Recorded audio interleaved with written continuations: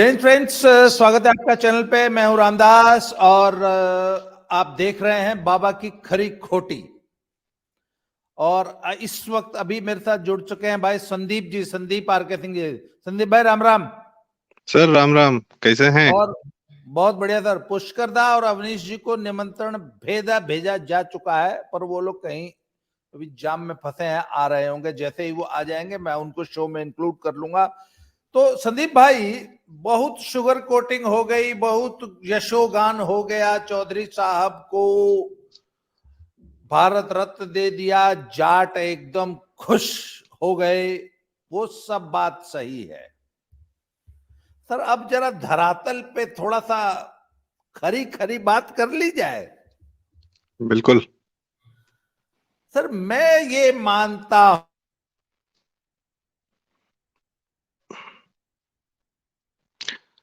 बाबा जी freeze हो गए हैं, जरा सा नेटवर्क का इशू लग रहा है। पर मैटर ये है कि चौधरी साहब जो हैं बड़े अद्भुत व्यक्तित्व रहे, और चौधरी साहब को भारत रत्न देने का बहुत बड़ा कारण ये था कि किसान नेता थे, न कि जाट नेता। पर जाट नेता भी थे, और जीवन के उत्तरार्ध में मतलब इस हद तक के जाट नेता थे कि तो यही उनके बता बेटे को भी। आ गया नेट आ गया सर। जी स्वागत है जी आपका फिर से। मैंने जी। बोला कि बीएसएनएल का नेट है, बहुत परेशान कर रहा है। मैं बीच में थोड़ा सा बात अपनी कंटिन्यू कर रहा था कि चौधरी चरण सिंह जो है उस पे क्या कहते हैं। और ये नेट है और परेशान कर रहा है, करता रहेगा। यहाँ ये रिकॉर्डिंग समाप्त करके सर सॉरी नया लिंक भेजूंगा।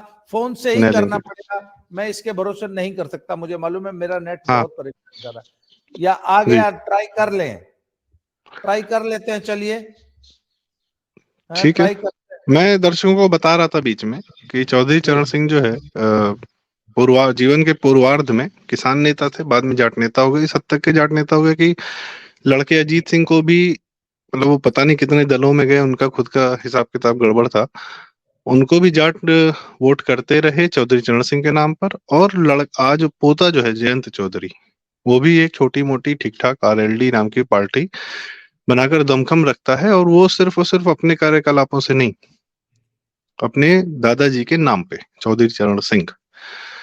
तो मैटर ये है कि ये है तो राजनीतिक, टाइमिंग बता रही है, ये कभी भी हो सकता था, ये जैसा भी है। तो बाबा जी, आपने जो बात कही अभी थोड़ी देर पहले कि भाजपा किस तरीके से साध रही है इन जातिगत वोट बैंक को, भाई सच्चाई और तो उसके है। हम डिस्कस ये कर रहे हैं कि इन छोटे राजनीतिक दल, भाजपा के लिए तो साहब, उसके लिए तो गप्फा है। ये गप्फा बोलते हैं एकदम। वो इतना बड़ा एक होता है ना, शुगर का एक बॉल बनाते हैं, गांव में बनाते हैं रंग बिरंगा, उसको ऐसे, वो उसको सफेद बुढ़िया भी बोलते हैं, शुगर बॉल है। परंतु इन छोटे दलों के लिए सर एक बहुत बड़ा अस्तित्व का संकट पैदा कर दिया है आज के राजनीतिक माहौल ने, उसमें भाजपा जैसी पार्टियों ने। मैं ये कह रहा था कि भाजपा वो पार्टी है कि ये आपको सपत्नीक इनवाइट करती है लंच पे, डिनर पे। तो जब आप अपनी धर्मपत्नी के साथ या अपनी गर्लफ्रेंड, अपनी पार्टनर के साथ इनके यहाँ डिनर पे जाते हैं, तो आपको जो है एक हाथ में पैग पकड़ा के और आपकी गर्लफ्रेंड पत्नी पे डोरे डालने लगती है। आप वोट बैंक की बात कर रहे हैं? हाँ हाँ बिल्कुल, आप मेरी एनालॉजी को समझिए। नहीं, मैं हमारी आपकी इमेजिनेशन तक तो ठीक था, जनता कुछ ज्यादा ना पब्लिक के सोच ले लिए। इसलिए। और आप जो है उसमें उस सत्ता की के प्याले में मस्त हो जाते हैं। फिर थोड़ी देर बाद आप देखते हैं कि आपकी प्रेयसी तो भाजपा के साथ भाग गई। मतलब आप बिजी हो जाते हैं अपने प्याले में और आपका वोट बैंक उड़ा के ले जाती है। सर ये एक बहुत बड़ा खतरा है भाजपा के साथ गठबंधन करने वालों के लिए। और मैं बड़े कड़वे शब्द, मैं बड़ा ब्लंटली इस बात जी। नहीं, आप कह लीजिए सर, एक सेकंड, फिर मैं अपनी बात कहूंगा। मैं तो सर बात यह है कि यही शिवसेना के साथ हुआ था। और यही रालोद के साथ होने जा रहा है। भाजपा बहुत लंबे समय से जाट वोट बैंक पर डोरे डाल रही थी और उसके अंदर प्रेम का अंकुर तो फूट चुका था। जाट वोट बैंक में भाजपा के प्रति प्रेम का अंकुर फूट चुका था। अब भाजपा ने जयंत को मजबूर कर दिया है कि वो कहीं जा ही नहीं सकते, उनको भाजपा के साथ आना पड़ेगा। He has got no option, पहली बात। और वो आग भी गए, आ जाएंगे। पर मुझे ये समझ नहीं आ रहा कि आज से 5 साल बाद ये जो जाट वोट बैंक है, ये जयंत के साथ रहेगा या भाजपाई हो जाएगा पूरी तरह। 25 से 30%, 35% कुछ सीटों पे तो ज्यादा भी, पर मोटे तौर पे 25-30% ये भाजपाई हो चुका है, जो कि वोट देने लगा है। बाकी 65% भी अंदर अंदर भाजपा के प्रति सॉफ्ट कॉर्नर रखता है, परंतु कुछ कारणों से ये अभी भी रालोद से जुटा हुआ है, या उधर हरियाणा में देख लेंगे तो हुड्डा से या चौटाला वाली पार्टी से जुड़ा हुआ है। परंतु इसके अंदर भाजपा के प्रति प्रेम का अंकुर फूट चुका है। तो रालोद ने आज पैक्ट कर लिया, अगले 5 साल सत्ता की मलाई खाएंगे जयंत। वोट बैंक का क्या होगा, रालोदिया रहेगा या भाजपाई हो जाएगा? मेरा विमर्श का आज का विषय यह है। अब आप बोलिए। सर मैं थोड़ा सा ना, जो वोट बैंक है, जो जातिगत वोट बैंक है, ठीक है, उसके जो मेरी अपनी सीमित समझ है, थोड़ी बहुत अंडरस्टैंडिंग है, वो ये है कि एक तो ऐतिहासिक रूप से ये जो जातियां समाज था, जैसे आज हम उत्तर प्रदेश, हरियाणा और राजस्थान और ये सारे इलाके, दिल्ली को हम अलग अलग देखते हैं, ऐतिहासिक रूप से देखा जाए तो ये सब जैसे रुहेलखंड कहा जाता है या बुंदेलखंड कहा जाता है या पूर्वांचल कहा जाता है। आपके पंजाब में भी आप बताते हैं 3 हैं, कौन से सर इलाके हैं, माझा, इस तरीके के माझा, मालवा, दोआबा। दो, मांझा, हाँ मालवा, दोआबा। जी। तो ऐसी ये ज्यादा महत्वपूर्ण रहे और इनका आज भी असर है, ठीक है। तो ये भूगोल अपना, जो जातियां थी वो अपना भूगोल एक अलग, या उनका व्यवहार, या वहाँ की ज्योग्राफी, वहाँ की सॉइल, वहाँ का खान पान, भाषा, बोली, वो एक कुछ कुछ सिमिलर थी, ठीक है। और ये ऐतिहासिक रूप से वो लोग उस पूरे क्षेत्र में रहे, तो ये जाटों का अपना एक जातिगत और होना, और ऑफ कोर्स राजा हुआ करते थे, सबके अपने छोटे छोटे जैसे भी थे। इसको पॉलिटिकल पार्टियों ने एक्सप्लॉइट किया, यहाँ तक कि ब्रिटिशर्स ने भी एक्सप्लॉइट किया, कास्ट सेंसस लाके सबको जाति इधर उधर, दलित ये वो बना के, फिर ओबीसी बना के, फिर नेहरू जी भी अभी कुछ दिन पहले, राहुल गांधी भी बात कर रहे थे कि कब आई तेली कम्युनिटी उसमें, नहीं तो ये जनरल कास्ट है, मोदी जी के बारे में कह रहे थे। तो ये जातिगत जो सूची बनाई गई, सबको सरकारों की तरफ से, सत्ता की तरफ से ये बताया गया कि तुम लोग अलग अलग हो, अलग अलग रहोगे और अलग अलग तरीके से बटे रहो, और हमारा मुसलमान वोट बैंक में टॉप अप करते रहो। आज की जो और इसका असर पूरे समाज पे दिखता है, जब जैसा राजा वैसा प्रजा। आज का जो राजा है वो कह रहा है कि कोई जाति नहीं है, सब हिंदू हैं, कस के हिंदू हैं, दमगर हिंदू हैं, और किसान है, गरीब है, युवा है, नारी है, ये 4 जातियां हैं। और ये राजा अपना प्रेशर ये डाल रहा है। और आम समाज में देखें तो हमको जातिगत नेता अपना इसलिए चाहिए था ताकि पहले मेरे पास अगर पहले लाइसेंस राज था और जो इकोनॉमी खराब थी और कोई ऑप्शंस नहीं थे, सरकारी नौकरी थी, ठेकेदार ठेके पट्टा वगैरह के काम थे, आम जीवन में ये था कि भाई मुझे अगर कुछ काम कराना है, मैं फंस गया पुलिस के चक्कर में कुछ भी, तो मुझे अपने विधायक जी के पास जाना है। विधायक जी तभी मेरी सुनेंगे जब वो मेरी अपनी जाति के होंगे। तो इसलिए आदमी इसलिए भी एक कनेक्ट बना के रखता था विधायक जी या सांसद जी से, जातिगत। आज वो मसला ही नहीं। सरकार में आपको अपने काम कराने के लिए डायरेक्टली कितने लोगों को विधायक और सांसद की जरूरत पड़ती है, चिट्ठी लेके जाना पड़ता है। पहले रेलवे रिजर्वेशन और कंफर्मेशन के लिए भी इन लोग की वो पड़ती थी। पहले जब लाइसेंस रास्ता, पेट्रोल पंप हो, कोई हो, राशन हो, कोटा हो, सबके में इनकी चिट्ठी लगती थी, इनकी जरूरत थी तब थी, अब नहीं है। अब सबको ये आदमी अपना पर्सनल, जो आप कहते हैं सोशल मीडिया पे रिवॉल्यूशन हुआ, फोन पे बहुत सारी सर्विसेज का रिवॉल्यूशन हो चुका है। We don't need them for a lot of things. आजकल सीधे, और इसका बहुत बड़ा कारण ये है कि योगी जी जैसे, अब आदमी सीधे नेतृत्व को वोट देता है, देखता ही नहीं है कि ये हमको इलाके का विधायक कौन ना नहीं है। एक से एक गिरे, मतलब अजीबोगरीब लोग विधायक हो जाते हैं अगर टिकट पा जाते हैं भाजपा का तो। और ये बहुत बड़ा कष्ट है बहुत लोग का, लेकिन ठीक है, it's okay, fine, doesn't matter. काम हो रहे हैं, सुरक्षा है, बम नहीं फट रहे, पुलिस है बढ़िया सिक्योरिटी दे रही है, वी आर ओके, फाइन। नेतृत्व ठीक है तो सब ठीक है। तो ये वोट बैंक में स्वयं जातिगत नहीं रहेगा, चाहे वहां पे कोई भी जाति का नेता बैठा हो। और अगर थोड़ा बहुत इनका जो वोट बैंक रहेगा, जैसे राजभर का है, ओम प्रकाश राजभर का, आपके पियर का चाचा, या निषाद जी का है, या पासवान जी का उधर है बिहार में, चलिए वहां मान लेते हैं जातिगत वोटिंग थोड़ी ज्यादा है, तो ये लोग की संख्या सिर्फ इतनी है कि ये एक सीट पे हरवा सकते हैं, जिता नहीं सकते। ये स्वयं में 4-6 सीट अपने दम पे ला नहीं सकते। इनको सिर्फ इसलिए रखना है कि तुम ये जो 1000, 2000, 4000 वोट, 5000 वोट खींच ले जाते हो, मार्जिन कम कर देते हो, या मार्जिन एरर, जो एरर ऑफ मार्जिन, या जो हार जीत का है, उसमें तो बस तुम, ये वाला सीन है कि खेलने नहीं देंगे, खेल बिगाड़ देंगे। राजभर ने यही किया उत्तर प्रदेश के 2022 के चुनाव में, उसने यही किया। वो खुद तो सपा को जिता नहीं पाया, लेकिन उसने भाजपा को पूर्वांचल में कायदे से हराया, ठीक है। लेकिन जब जनता को ही सरकार के नेतृत्व से सीधे मतलब है, तो बीच का हमको नेता अपना जाति का क्यों चाहिए? ये समाज का परिवर्तन है, और चूंकि समाज का परिवर्तन है तो ये वोट बैंक नहीं रहेगा। वोट बैंक सिर्फ एक रहेगा, वो है मुसलमान। उसका अपना फंडा है, अपनी चीजें उसकी चल रही हैं, वो वोट बैंक के रूप में सदैव रहेगा। उस पे बहुत बड़ा सिस्टम लगा हुआ है उसको वोट बैंक बनाए रखने में।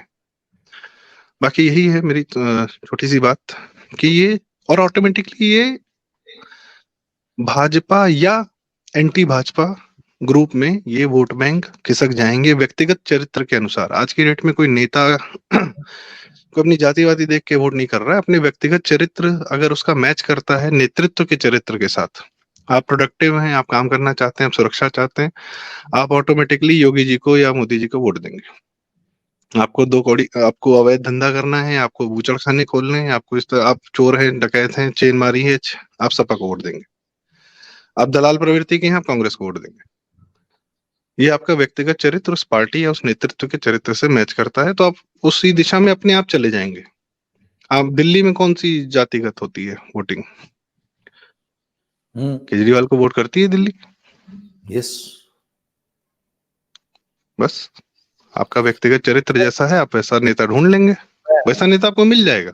जी सर, प्लीज। भाई आपने कहा ना कि पुराने जमाने में अंग्रेजों ने या हमारे समाज के जो भी कारण थे उन्होंने जातियां बनाई, परंतु वर्तमान जो राजा है उसने 4 नई जातियां गढ़ दी। महिला है, युवा है, किसान है, गरीब है। और उसने तो वो जातीय ध्रुवीकरण स्टार्ट कर दिया है, कर रहा है, और इज वेरी सक्सेसफुल। आज युवा जो है वो, आज मैं कल किसी मैं अपने एक जाट नेता के साथ, मैं पश्चिमी उत्तर प्रदेश के उनके साथ चर्चा कर रहा था। उसने बोला कि साहब, रालोद की ये स्थिति हो गई थी कि सिर्फ बूढ़े बुजुर्ग जो कि पुराने जमाने के चरण सिंह जी के भक्त हैं, सिर्फ वही बचे थे। युवा तो सब कब के भाजपा ही हो चुके थे। गांव का घर का सिर्फ बूढ़ा ही इनका वोटर बचा था। ये चीज हमने राजस्थान के बहुत सारे परिवारों में देखी जो कि कट्टर कांग्रेसी थे, और 2014 के चुनाव में बच्चों ने अपने दादाजी को घर में बंद कर दिया कि नहीं, तुमको नहीं जाना है वोट डालने। बुढ़ऊ को जाने ही नहीं दिया, बंद कर दिए सब। वो जानते थे कि कुछ हो जाए, बुढ़ऊ कांग्रेस को ही वोट देंगे, बोले नहीं तुमको नहीं जाना वोट देने। लड़के सब भाजपा ही हो गए थे। तो सर, राजा ने जो नई 4 जातियां वर्गीकृत की हैं, उनको रिकॉग्निशन दी है, वो अलग बात है। But still there is a huge chunk जो आज भी जातीय पहचान, जातीय अस्मिता को आज भी महत्व देता है, और वो अभी भी बड़ा चंक है। हालांकि मोदी ने, भाजपा ने उस चंक में महिलाओं के नाम पे, युवाओं के नाम पे, गरीबों के नाम पे, लाभार्थियों के नाम पे, किसानों कमेरों के नाम पे काफी पोचिंग की है, इसके बावजूद there is still a sizable chunk, जो कि आपकी वही बात है कि जिताएगा नहीं, हरवा देगा, है ना। ये इनकी न्यूसेंस वैल्यू है, ये इन जातीय ग्रुप्स की न्यूसेंस वैल्यू है। ये आपको जीतने नहीं देंगे, हरवा देंगे, जिता नहीं सकते। तो बिल्कुल सही बात है सर। और ये इतनी बड़ी सच्चाई है कि जिसके चलते एक बड़े इंसान को इतिहास से निकालकर, खैर उनके अपने बहुत सारे योगदान हैं चौधरी चरण सिंह जी के, बिल्कुल है। जो आपने सर बात आज, शुरू जिस हाँ, जिस बात से शुरू की कि भैया ठीक है, बात हो गई कि सर क्या थे बात क्या नहीं थे, पर उसको उनको भारत रत्न देना पड़ा ना। और देने का नतीजा देखिए, अगले दिन उनका पोता बोल रहा है किस मुंह से मना करूं मैं मोदी को। अब शब्द सुनिए सर, अब किस मुंह से मना कर दूं। तो साध लिया ना। तो सर मेरा पॉइंट यह है कि एक बात बताइए ना, चरण सिंह जी तो सचमुच किसानों के, गरीबों के, कमेरों के नेता थे ना। आखिर उनको जाटों का नेता किसने बनाया? और वो एक दिन में तो नहीं बन गए। आखिर उनको किसान नेता से जाट नेता, कमेरों, मजदूरों के, गरीबों के नेता से जाट नेता किसने बनाया? उनके बेटे नहीं बनाया सर, उनके पोते ने बनाया, और उनकी बिरादरी ने बनाया उनको। सुनिए, जब आप अपने लीडर का पेटेंट करा लेते हैं, जब आप अपने लीडर को अपना बंधुआ लीडर बना लेते हैं, और जब आप उस लीडर के बंधुआ वोटर बन जाते हैं, तो और जब आप उसकी लेगेसी पे कब्जा शो करने लगते हैं, एग्रेसिव हो जाते हैं उसको लेके, तो जो अन्य जातियां हैं वो धीरे धीरे आपसे कटती जाती। सर चौधरी चरण सिंह के साथ यही हुआ। किसानों के नेता थे, गरीबों के नेता थे, कमेरों के नेता थे, आज जाटों के नेता बन के रह गए हैं। आपकी ये बात इतनी सही है सर, इसमें एक और उदाहरण जो आप ही देते हैं मुझे वो याद आ रहा है कि ओबीसी के बहुत बड़े नेता मुलायम सिंह यादव को यादवों का नेता अखिलेश ने बनाया। हाँ, और ओबीसी के अन्य वोटर को सपा से भगाने का काम एग्रेसिव यादवों ने किया, जो सपा को अपनी, देखिए, जो यादव वोटर था गांव वाला, जो जिला, ब्लॉक, तहसील और गांव लेवल का जो लीडर होता है, वो इतना आक्रामक व्यवहार है उसका समाज में कि वो समाजवादी पार्टी पे, अपनी पार्टी, समाजवादी पार्टी हमारी पार्टी है, जब ये एग्रेशन शो करता है, तो बाकी ओबीसी जातियां सोचते हैं कि यार हफीज, जब ये इनकी ही पार्टी है, जब सपा अहीरों की ही पार्टी, तो हम इस पार्टी में कर क्या रहे हैं?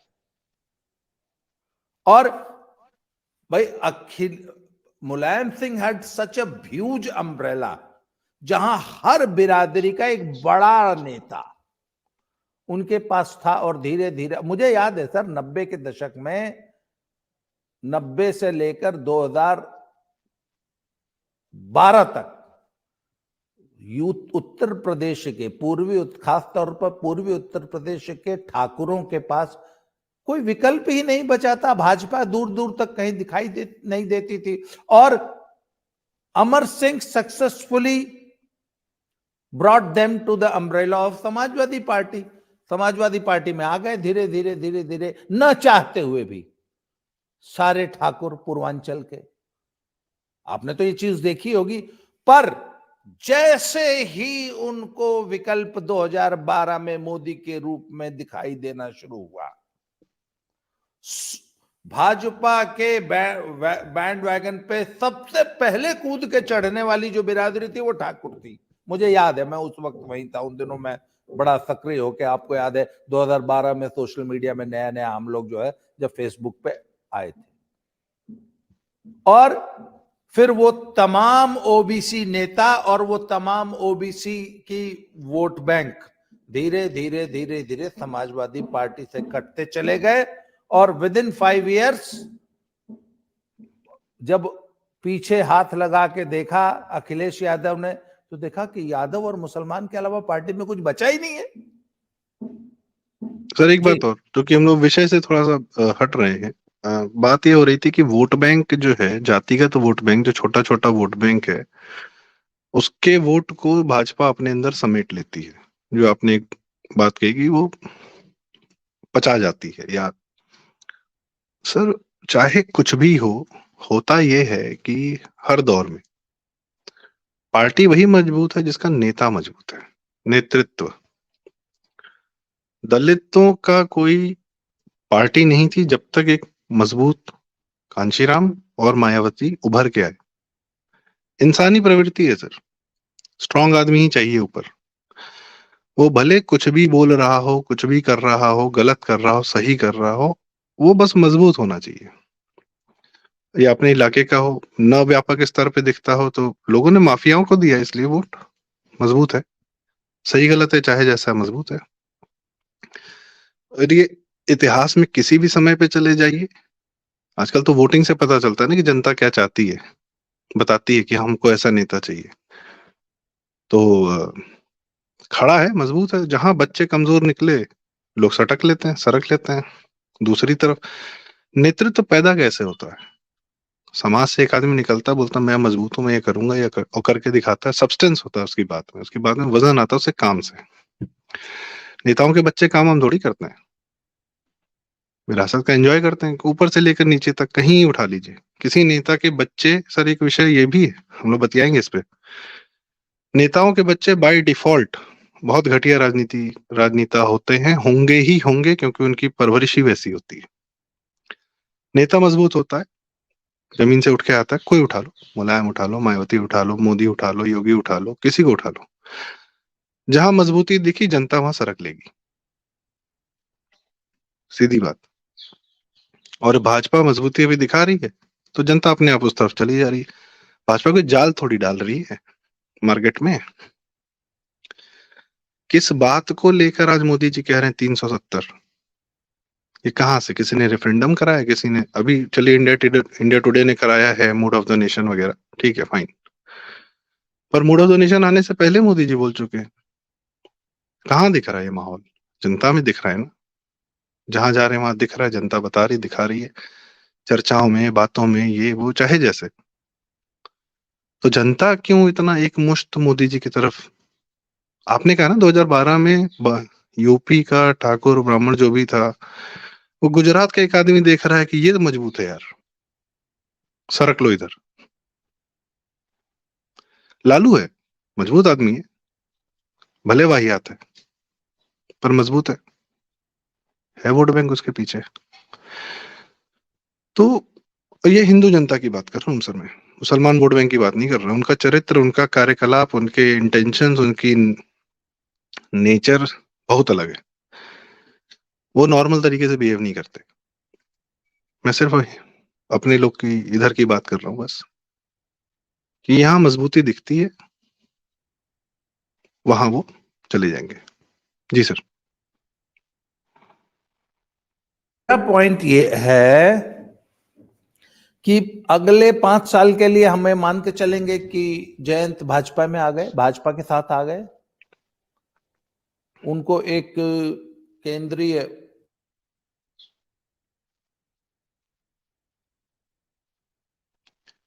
फिर से शायद नेट की दिक्कत हो रही है। और जयंत चलिए भाजपा के साथ आ गए हैं, लेकिन लोकल पार्टियों का ना एक रहता है, बिना सत्ता के रह नहीं सकती है। इनको सेंटर में भी हिस्सा चाहिए, स्टेट में भी चाहिए। तो ये हमेशा ना फड़फड़ाते रहते हैं। यही जयंत 2022 में, 2 साल पहले, अखिलेश के साथ पूरी तरह चिपके हुए थे। ये लग रहा था योगी मोदी को हरा ही देंगे ये लोग। क्यों? क्योंकि उस वक्त स्टेट में सत्ता चाहिए थी, आज सेंटर में सत्ता चाहिए। आज सेंटर में दिख रहा है ना कि सेंटर की सत्ता के साथ रहना है। 27 आएगा तो पता नहीं क्या करेंगे, ये कोई भरोसा नहीं। नीतीश कर रहे हैं ना, नीतीश का एक ही फंडा है सर। लोग उसको पलटी मार बोलते हैं, नहीं, वो उसने अपनी एक राह पकड़ी नीतीश ने। सांसद मेरे भाजपा के चाहिए, सांसद ही हम भाजपा के साथ लड़ेंगे। और स्टेट विधायक जब लड़ाने होंगे, तो जो पार्टी रूल कर रही होगी हम उसके साथ रहेंगे, खत्म कहानी। विधायक मेरे जीतने चाहिए या विधायक मेरी सत्ता में रहने चाहिए, मेरे सांसद भी सत्ता में रहने चाहिए। उसका सिंगल पॉइंट फंडा है नीतीश का। तो ये छोटी पार्टियों के चरित्र है सर, ये आप ही कहते हैं कि ये बिना सत्ता के नहीं रह सकते। नहीं, वो कल मैं बताऊं, कल मैं एक चौधरी साहब के साथ डिस्कशन कर रहा था, वो कहता है कि यदि सत्ता में ना रहो तो कोठियां सूनी हो जाती है, कोठियों के बाहर भीड़ नहीं दिखाई देती, क्षेत्र के से लोग आना बंद कर देते हैं। तो वो सर्वाइवल के लिए जरूरी है सत्ता, और सत्ता भी कैसी, केंद्र में भी और राज्य में भी। तो अच्छा सर, पर मेरा आज का जो डिस्कशन का पॉइंट है वो अलग है कि ठीक है, जयंत ने आज भाजपा के साथ गठबंधन में शामिल हो गए। आज से 5 साल बाद क्या ये जाट वोट बैंक 5 साल बाद भी जयंत के पीछे, जयंत का फॉलोअर रहेगा या डायरेक्ट भाजपा में? अभी तो वो वाया जयंत भाजपा से जुड़ रहा है। आज से 5 साल बाद कहीं वो डायरेक्ट मोदी से, योगी से तो नहीं जुड़ जाएगा, जयंत जो है हट जाएंगे रास्ते से? मेरा क्यों सवाल नहीं, ये है। क्यों नहीं सर? हम लोग 22 में पश्चिम भी गए थे, याद है ना? पश्चिम ने जिताया है योगी जी को, पूरब ने नहीं जिताया है, पूर्वांचल ने नहीं जिताया है, पश्चिम और बुंदेलखंड ने जिताया योगी जी को। जाटों को अपना लीडर मिल गया है, योगी जी हैं। और 5 साल तक सर ये जाट वोट बैंक भी स्वयं जाट रहेगा क्या? सबसे बड़ा खतरा देखिए, मोदी जी ने जो सबसे बड़ा खतरा कि इनकी जातीय आइडेंटिटी के ऊपर, इनकी हिंदुत्व की, सनातनी की आइडेंटिटी जो है ना, आज अब थोड़ा सा मैं डिस्कशन को हरियाणा में ले चलता हूं। आज हरियाणा का जो जाट मानसिकता वाला जो वोट बैंक है, उसके सामने सबसे बड़ी चिंता का विषय यह है कि नहीं नहीं नहीं नहीं नहीं, you are not Hindus, you are not Hindus, you are not Hindus, आप जाट हो, जाट हो, जाट हो। सर, जिस दिन वो हिंदू बन जाएगा, जिस दिन उसकी हिंदू आइडेंटिटी प्रोमिनेंट हो जाएगी, जाट आइडेंटिटी धूमिल पड़ जाती है। फिर वो अपनी सनातनी आइडेंटिटी के साथ फिर वो जाट नहीं रह जाता, फिर वो हिंदू बन जाता है। तो सर, ज्यादातर लोगों को इससे कोई दिक्कत नहीं है। ज्यादातर लोग इनफैक्ट अपनी हिंदू आइडेंटिटी को ही असर्ट करना चाहते हैं। परंतु सर मैं जातीय आइडेंटिटी को उतना गलत नहीं मानता हूँ। बहुत प्राकृतिक रूप से आपके इतिहास से, जब लगातार आक्रमण हो रहे थे, आप एक इलाके में रहते हैं या एक तरीके के लोगों के आसपास रहते हैं, तो आप एक होना चाहते हैं और एक तरीके के होते हैं, इसमें कोई दिक्कत नहीं है। और वो आपकी पीढ़ी दर पीढ़ी जीन्स में रहेगा। आप हजारों साल से वैसे रहे हैं भाई, अचानक से कैसे आप हटा दोगे? आप हजारों साल से वैसे ही रहे, उन्हीं इलाकों में रहे, वही खाना खाया है, वही उन्हीं परिवारों में शादियां हुई हैं, रिश्तेदारियां हुई हैं। और आपने बाहर के आक्रमण एक होकर लड़े ना। राजस्थान के राजपूतों की बात होती है कि लड़े, और गुरु गोविंद सिंह ने सिख खालसा पंथ बनाया तो सिख लड़े ना। तो वो एक एक बनाकर, एक होकर लड़े हैं।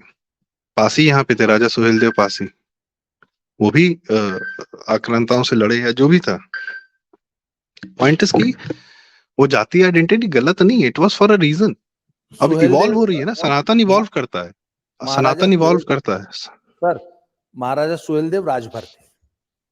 हाँ, मतलब जो भी है, मैं कह रहा हूं कि जो भी है, कहने का मतलब ये है कि ये जातियां, ये लोग, ये समाज, इनका अपना कारण है सर होने का, ऐतिहासिक कारण। राजनीति गंदी की गई, ऊपर के नेताओं ने गंदगी की, इसका मतलब ये थोड़ी है कि वो जातियों का अपना जो वो प्रॉब्लम है। नहीं, वो प्रॉब्लम नहीं है, it was for a reason. हाँ, सनातन इवॉल्व करता है समय के साथ, तो धीरे धीरे जहां तक जातियों की आवश्यकता थी वहां तक रहा, फिर भी इवॉल्व कर जाएगा, पूरी तरह हिंदू हो जाएगा, पूरा भारत एक साथ हिंदू हो जाएगा, सनातनी हो जाएगा, भारत के बाहर के लोग भी सनातनी हो जाएंगे। सो हम तुरंत इसको डिस्कार्ड नहीं कर सकते, और वो शरण होता है धीरे धीरे सर। एक वो है ना मुहावरा, 100 सुनार की एक लोहार की। तो लोग उसको बड़ा ऐसे लगते हैं कि अरे लोहार तो एक मारता है वो टूट जाता है। सर, सुनार होता है असली, रईस सुनार होता है, क्योंकि उसमें क्षमता होती है कि वो धीरे धीरे धीरे धीरे धीरे धीरे चोट लगातार कमिटेड रूप से कई दिन तक मार सकता है। जो एक ही बार में सब तोड़ ताड़ दे वो लोहारी रहेगा। जिसमें क्षमता है कमिटेड रूप से लगातार छोटा छोटा छोटा छोटा छोटा छोटा प्रहार करते रहने की लंबे समय तक, वो सुनार होगा सर, वही रईस होगा। भाजपा धीरे धीरे धीरे धीरे धीरे धीरे कर रही है ना ये काम, तो कुछ तो प्रभाव पड़ेगा ना जी। अब इस डिस्कशन को अगले लेवल पे ले जा रहा हूं मैं। तो बिल्कुल कल सर, मेरे ख्याल से आपका समय भी हो गया है काफी। नहीं, बस 5 मिनट और। हाँ प्लीज प्लीज, हाँ जी। मेरा तो समय आजकल अनलिमिटेड होता है। आपका तो दयाशंकर सर, आपका दयाशंकर जी के साथ चल रहा है। दयानंद जी के साथ वो मैं तो दयानंद जी, आजकल सॉरी दयानंद पांडे जी आजकल के साथ हमारे यहाँ जी। कुश्ती आर पार की कुश्ती लड़ी जाती है, 6 मिनट वाली नहीं है सर। कल मैंने सुनील जी हैं मेरे मित्र, कल उनके साथ में एक डिस्कशन में था, तो मैंने उनसे पूछा कि चलो भैया, जाटों को खुश करने के लिए तो चौधरी चरण सिंह को भारत रत्न दे दिया, अभी देवीलाल जी बाकी हैं, अभी सर छोटू राम जी बाकी हैं, तो this will be complete with in a few years. अब अगला नंबर मैंने कहा यादवों का है। अब मोदी की अगली निगाह जो है यादवों पे है। तो मैंने कहा चौधरी साहब, यादवों में अब किसको देना है भारत रत्न, पहले तो ये बताओ। बोला नहीं, यादवों को भारत रत्न नहीं देना पड़ेगा, यादवों को तो उन्होंने टास्क दे दिया है मोदी जी ने, योगी जी ने और मोदी जी ने, कि भैया कृष्ण जी हैं, तो कृष्ण जन्मभूमि का टास्क जो है यादवों को मिल चुका है। तो इस पे सर आपका क्या टेक है? मेरा टेक ये है सर कि यादव जो है ना, वो सीधे अपने आप को कृष्ण जी से जोड़ते हैं कि कृष्ण जी सबसे मजबूत थे, पर अगर देखा जाए तो कृष्ण जी के जो ऊपर वाली रिश्तेदारी थी, कंस भी वही थे, यादव ही रहे होंगे, जरासंध भी अहिर थे या यादव जाति के ही रहे होंगे। और कृष्ण जी के बाद उनके पुत्रों का जो हुआ, आपस में ही मारकाट हो गई, द्वारका पूरा नष्ट कर दिया इन लोगों ने, जो भी एक है महाभारत में कथा। सांब थे शायद उनके लड़के, और उन लोगों का पूरा आपस में, मतलब आपस में ही कुल लड़ मर के खत्म हो गया। तो वो भी एक तो प्रवृत्ति है ना सर, वहीं से आ रही है। तो व्यक्तिगत यादव जो अपने आप को कृष्ण जी से जोड़ेगा वो भाजपा ही हो जाएगा, और जो यादव अपने आप को जरासंध, कंस और सांब और उस प्रवृत्ति में रहेगा, वो उधर चला जाएगा। वो यादव शब्द नहीं रहेगा, बस वो टाइटल में रहेगा, पर वो व्यक्तिगत चरित्र पर होगा कि मुझे किस तरफ जाना है। और समय का दबाव ऐसा रहेगा कि आपको अपना फिल्टर लगाना ही पड़ेगा। इसमें हम लोगों ने हल्द्वानी पे कल डिस्कशन किया है, वो समय का दबाव आएगा तब ये अपना ये फिल्टर लगेगा कि किस तरफ जाएं, इधर जाएं कि उधर जाएं। और ये कृष्ण जन्मभूमि के जब मुद्दा आएगा सामने, तब तब ये इनको उस समय निर्णय की स्थिति में आएंगे, तब तटस्थ नहीं रह पाएंगे। जी सर। मुझे ये बताइए, यूपी का यादव तो कृष्ण जी के मार्फत जो है हिंदुत्व की अम्ब्रेला में आ जाएगा। What about Bihar?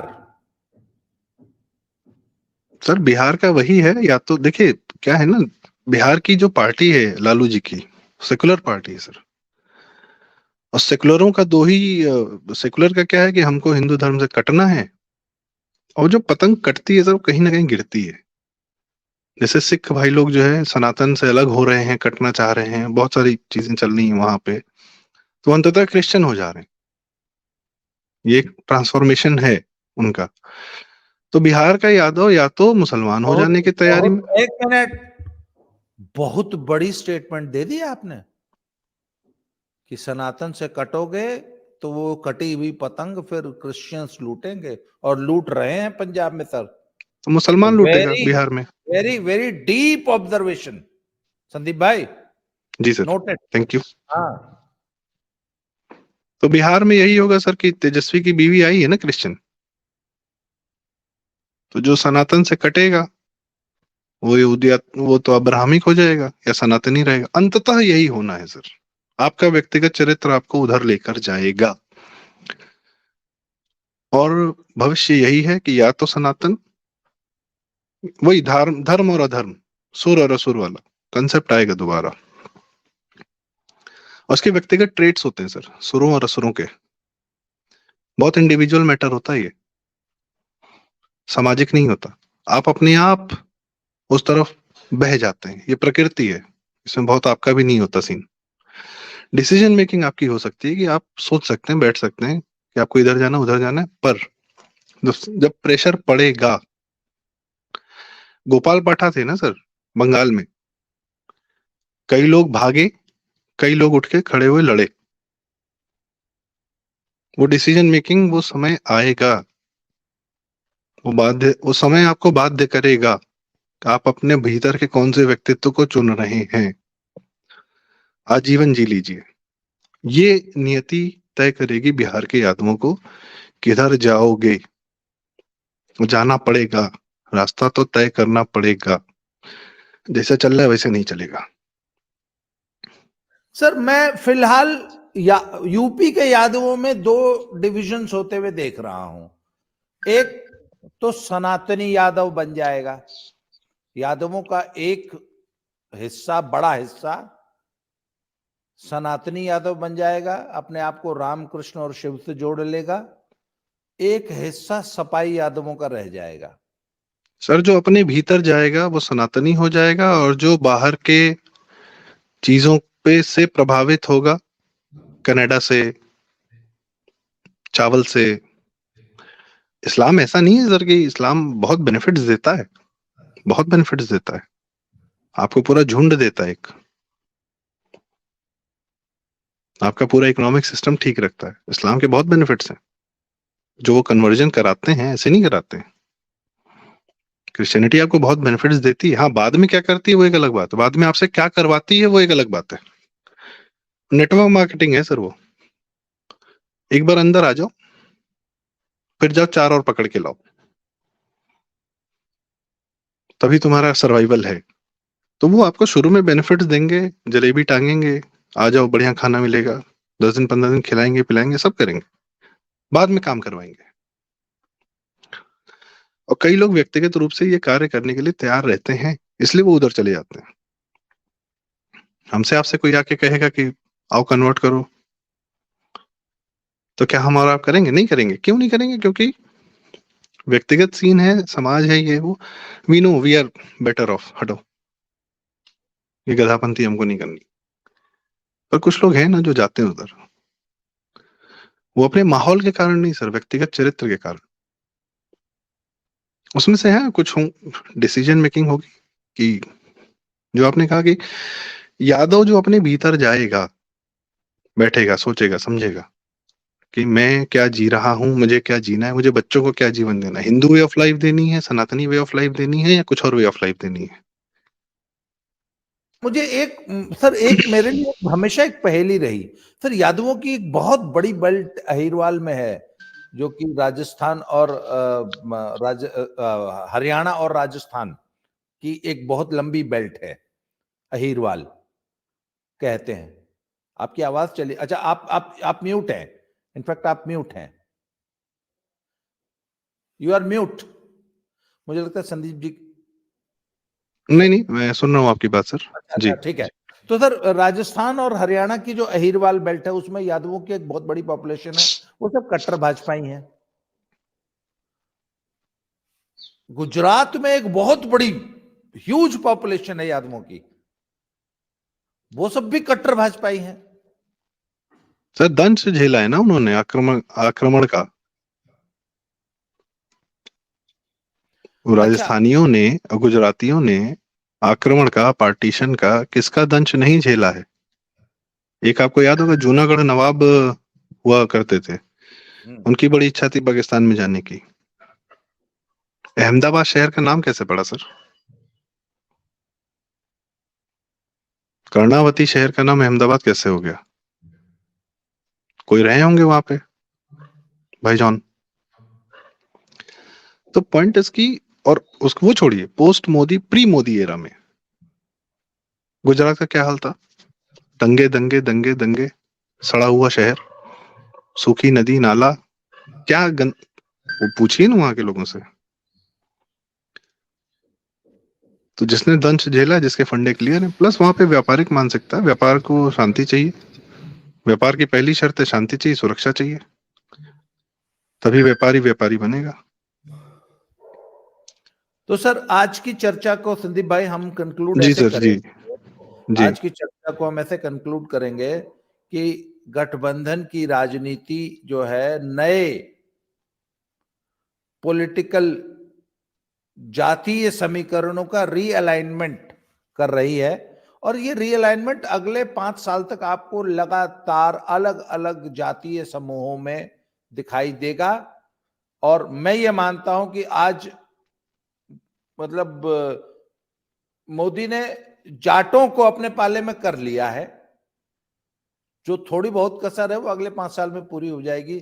अब अगला नंबर यादवों का है। सर, हम सब सनातनी हैं, बाय डिफॉल्ट हैं। सनातन इवॉल्व करता है, बहुत परिवर्तन हमने पिछले 30 साल में सर देखे हैं, अगले वही तो 20-30 साल में और परिवर्तन देखेंगे। We are sir, ready for it. सनातनी ही तो है, सनातन का जो इंजेक्शन है ना, वही तो जो जातीय आइडेंटिटी को जब सनातनी आइडेंटिटी में बदल रहा है, तभी तो ये चर्निंग हो रही है, तभी तो परिवर्तन आ रहे हैं। खैर संदीप भाई, आज की बहुत अच्छी सर चर्चा रही, बहुत दिनों से दिमाग में ये बातें घुमड़ रही थी। जी, थैंक यू सो तो मच समय देने के आज लिए सर। जी, तो आपने समय दिया, मुझे मालूम है आप भी बहुत बिजी रहते हैं, तो आज आपने समय जी, दिया, बहुत बहुत धन्यवाद सर। अगले थैंक यू सर, किसी नए टॉपिक में आपके साथ फिर मिलते हैं। बिल्कुल सर। जी। Thank you.